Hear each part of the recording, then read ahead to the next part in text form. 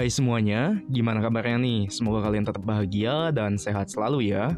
Oh iya, apakah kamu ingin membuat tutorial yang informatif atau membagikan pengetahuan kamu di sosial media, tetapi kamu nggak pede kalau misalkan harus berbicara di depan kamera? Nah, screencast adalah jawabannya. Dalam video ini, kita akan belajar memahami apa itu screencast dan bagaimana cara membuatnya. Oke, langsung aja kita ke pembahasannya.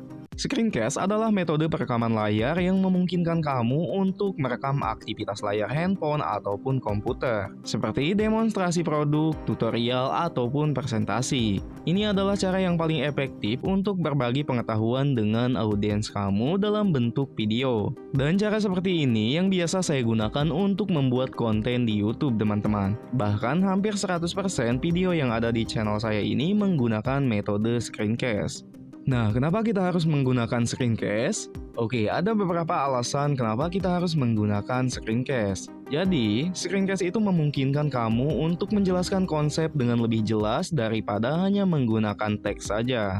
Ini akan membantu meningkatkan pemahaman dan retensi informasi oleh audiens kamu.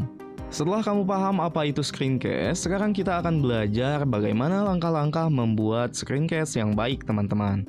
Untuk langkah yang pertama adalah menentukan topik dan rencana konten yang akan kamu buat. Di tahap awal ini, kamu harus menentukan tujuan utama dari konten kamu, apakah untuk mengedukasi, menghibur, menginformasi, atau mempromosikan sesuatu. Kemudian, tentukan juga hasil yang diinginkan dari konten yang akan kamu buat. Misalnya, agar audiens dapat mengaplikasikan keterampilan baru yang mereka pelajari dari tutorial kita. Oke, kalau ide konten udah ditentukan, tahap kedua adalah memilih perangkat lunak perekaman layar yang sesuai dengan kebutuhan. Banyak sekali aplikasi perekaman layar yang bisa kita pilih, tetapi biasanya saya lebih senang menggunakan perekaman layar bawaan dari handphone, karena untuk penggunaannya yang sangat simpel, teman-teman. Tahap yang ketiga adalah menyesuaikan pengaturan rekaman. Nah, di sini kamu harus menyesuaikan pengaturan rekaman seperti resolusi dan pengaturan lainnya jika dibutuhkan. Tahap selanjutnya adalah memulai perekaman. Di sini, kamu bisa langsung mulai melakukan perekaman layar dan jelaskan setiap langkah demi langkah dengan jelas.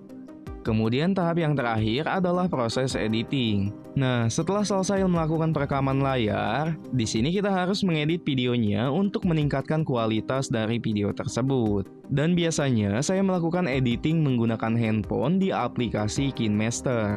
Di sini kamu bisa mulai menambahkan background untuk videonya dan memotong bagian-bagian yang tidak diperlukan. Nah, itu tadi adalah cara pembuatan screencast yang baik, teman-teman. Dan di sini juga saya akan memberikan beberapa tips sederhana untuk meningkatkan kualitas konten kita. Tips yang pertama adalah gunakan mikrofon yang berkualitas untuk rekaman suara yang lebih jernih. Karena di sini kita tidak menampilkan wajah, jadi kunci dari video ini adalah kualitas suara yang jernih, agar video kita lebih enak ditonton oleh audiens, teman-teman. Yang kedua adalah menjaga tampilan layar agar tetap terorganisir. Kemudian yang ketiga, jelaskan setiap langkah demi langkah secara perlahan dan jelas. Kemudian tips yang terakhir adalah kamu harus lebih kreatif dengan memberikan efek visual atau grafis tambahan untuk meningkatkan kualitas video yang sedang kita buat. Nah, oke teman-teman, itu tadi adalah penjelasan singkat tentang cara membuat video tanpa wajah dengan menggunakan metode screencast. Semoga teman-teman bisa membuat video sendiri walaupun tanpa menampilkan wajah.